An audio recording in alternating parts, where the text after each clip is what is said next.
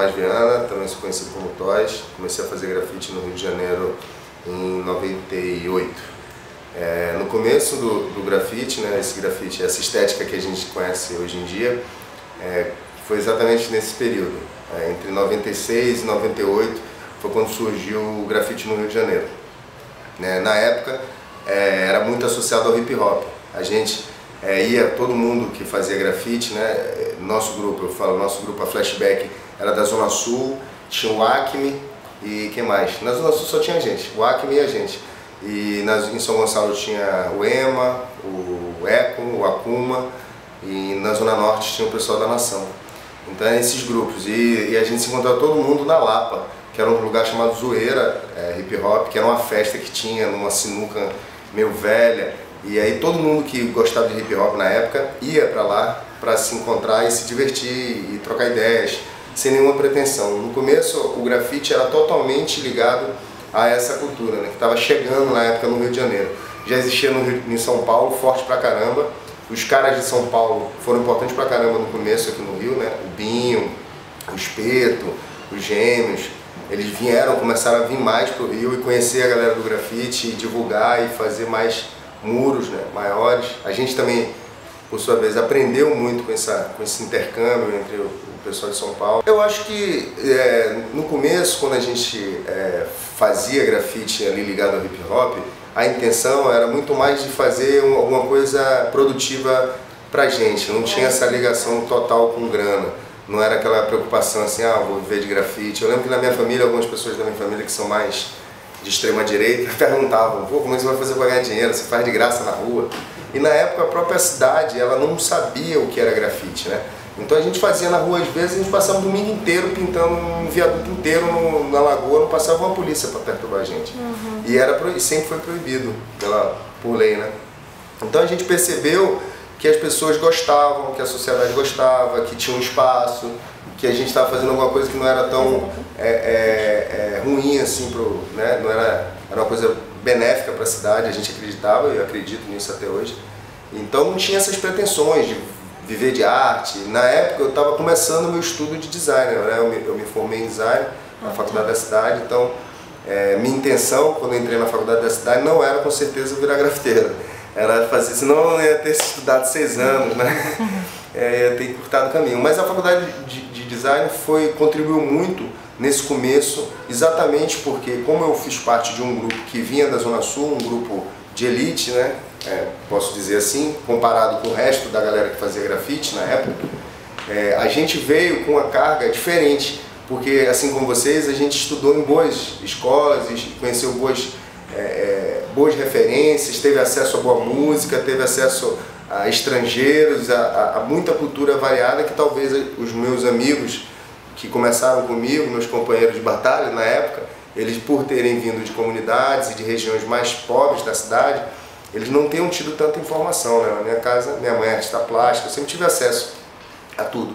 Então quando eu estudei design, isso ajudou muito na linguagem do grafite, porque a gente juntava a escolha de cores, a organização, a diagramação, a estética, tudo isso a gente trouxe para o grafite do Rio, a gente implantou no grafite do Rio, que em nenhum outro lugar do Brasil tinha um grupo assim, que nem a gente, que estudava design, levava a sério o design, né? A gente fez vários trabalhos de design, a gente construiu uma história aí dentro do mercado de design e ainda fazia grafite. Então a gente misturava as duas coisas, e isso era interessante na época porque ninguém conhecia essa estética. Então o mercado de trabalho publicitário e produtores, enfim, requisitou muito a gente. E também as ruas, a gente começou a ganhar espaço na rua, ser chamado para pintar grandes espaços, grandes eventos, laterais de prédio. Então acho que foi uma coisa crescente, sem nenhuma pretensão, mas ao mesmo tempo a preocupação sempre foi, desde o começo, fazer tudo com muita qualidade, né? Eu achava que para ir para a rua eu tinha que ir com um trabalho muito maduro, muito forte, assim, para que eu pudesse ter argumentos, se um policial viesse ou qualquer pessoa, de falar: meu irmão, isso aqui é arte, isso aqui é trabalho, eu trabalho com isso aqui é o meu... Então eu lembro que a gente passou um tempo até ficar bom o suficiente para tentar a primeira vez, né? A primeira vez foi no Corte Cantagalo, ali na Lagoa. Fomos, chegando lá, começamos a pintar, deu meia hora, chegou a polícia, um monte de carro de polícia. Aí o cara desceu do carro, veio falar, e a gente ficou quieto, a gente falou: vamos ficar aqui esperar o cara vir. Aí o cara veio, chegou e falou assim, aí meu amigo, o que você está fazendo aí e tal, não sei o quê. Recebeu uma denúncia que vocês estão pichando aí. Cara, a gente não está pichando não, a gente está fazendo um desenho, isso aí é grafite, a gente estuda aqui na faculdade da cidade, estuda design, a gente está fazendo um projeto que é para associação de cultura. Aí o cara, a gente começou a falar pra caramba, o cara, não, tudo bem. Quanto tempo atrás foi isso? Porra, isso foi em 99, 98. Lógico que hoje em dia são outros preconceitos e outro tipo de barrismo, outro tipo de coisa, que na verdade para muita gente pode ser um desestímulo, né? Você ficar... Eu gosto, eu prefiro, é mais a minha cara fazer parte de uma coisa que está fora do que está dentro do esquema. Então, eu não ligo para esse tipo de preconceito, eu gosto, eu acho legal. Se fosse totalmente legal, talvez eu não faria grafite, eu ia fazer outra coisa. Mas isso aconteceu, eu acho que tem uns 10 anos que o grafite pode ser, eu acho que tem uns 10 anos que o grafite está bem respeitado na rua, né? Tem vários espaços, tem muitos artistas vivendo da própria cultura. Hoje você vê, porra, vários tipos, níveis sociais até de grafite. É a mesma coisa de um advogado. Tem um cara que ganha menos, tem um cara que ganha mais, tem outro que... Então tem muita... Eu acho que evoluiu com o tempo. E isso eu acho que aconteceu exatamente...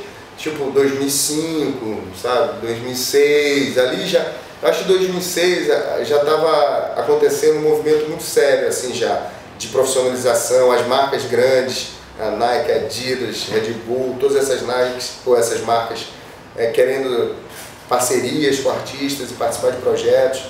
Eu acho que foi uma crescente, a gente está vendo ainda essa crescente, né? Eu acredito que o grafite está evoluindo, agora tem outros desafios, né?